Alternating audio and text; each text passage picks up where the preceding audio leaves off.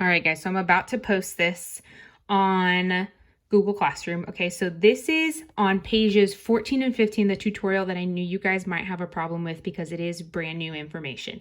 Okay, so we're still talking about the Bronsted-Lowry model. And within this model, it talks about conjugate acids and bases. So the points you need to remember: conjugate, the meaning of it is opposite or like a buddy. Do you have your exit buddy? Name that movie.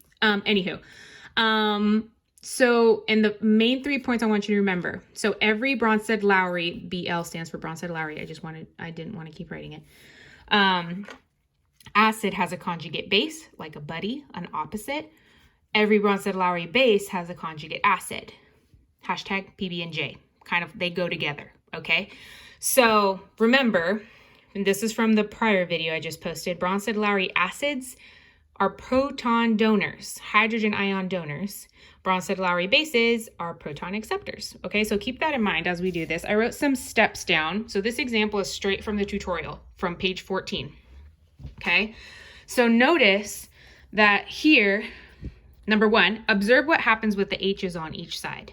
So remember, this side is the reactant side, this side is the product side. Notice that CHO2 over here on the reactant side, on the right side, it's pretty much the same, but what happened with that H? It's gone. It left. And then notice right here, H2O, what happened on the right side? It looks very similar, but what happened? The subscript changed. And now there's 3 hydrogens, and over here there are 2.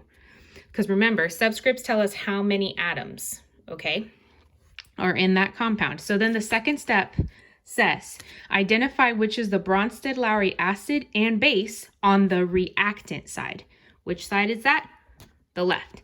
Okay, so there is only one acid and base on each side of the arrow.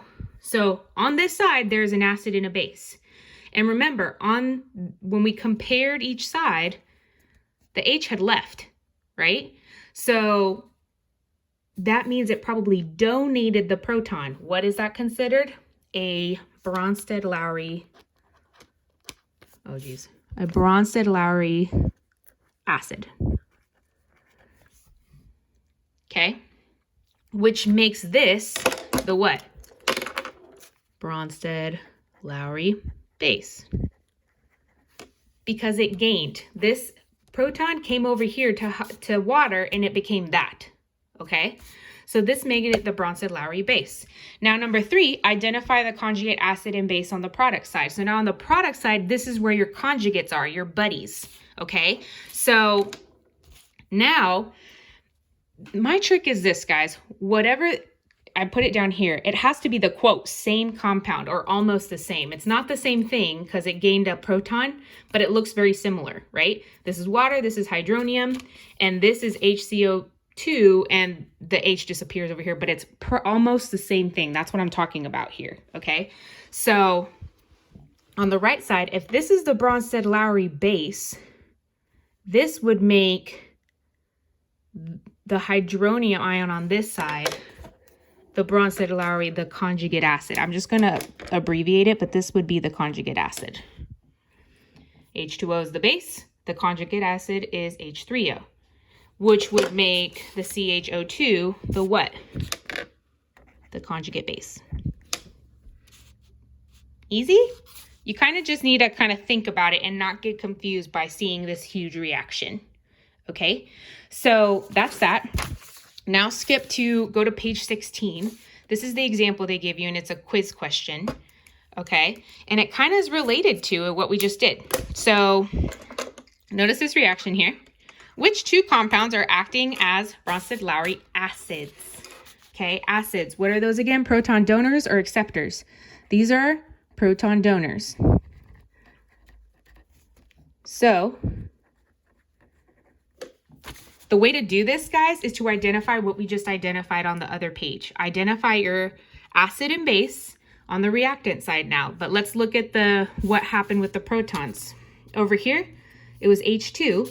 And then look over on this side. It lost. Like, H2 is gone, right? This technically means it gained some electrons, but that's beside the point. And then HCO3, notice what happens over here. Oh, it gained a proton. right? So where did the protons probably come from?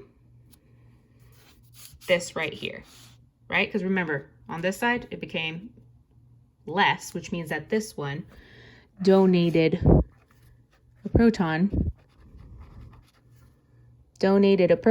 which means this would be the Bronsted-Lowry acid, which would make the other thing what? Because you can only have one acid and one base on this side. Bronsted-Lowry base, okay? Which would make this, it's what? Because remember, it almost looks the same, which is the conjugate acid on this side.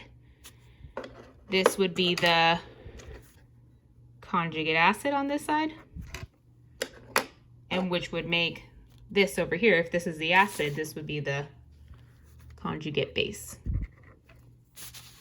Hopefully that helps a little bit, guys. When I was first introduced to this, I was a little bit confused myself. So kind of pause this video, rewind it, look at that again. It's a pattern. Remember, conjugate means buddy. And there can only be one acid and base on each side, which means there's an equal and opposite on the other side. Well, not equal, but you know what I mean, okay? Like a buddy. One last thing. It was on the posted. What does amphoteric mean? Do you guys remember what the word amphibian means? What can amphibians do?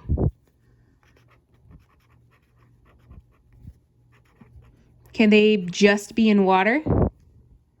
Remember, amphibian means they are both on land and water, right? Both. Ampho means both. Okay, so amphoteric, the most common is water, and it talks about that in your tutorial. Okay, why? Because it can act as both, an acid or base, depending on the situation. Okay, or the scenario. That's what amphoteric means. You need to know that. Hint, hint. Okay. I'll post this in a separate picture. I hope that was helpful, guys. If not, we can maybe meet on Google Meets, because this stuff is not super easy, I would say. It's a little complicated, and you kind of just need to keep doing it over and over again. Okay. But don't give up. All right. That's it, guys.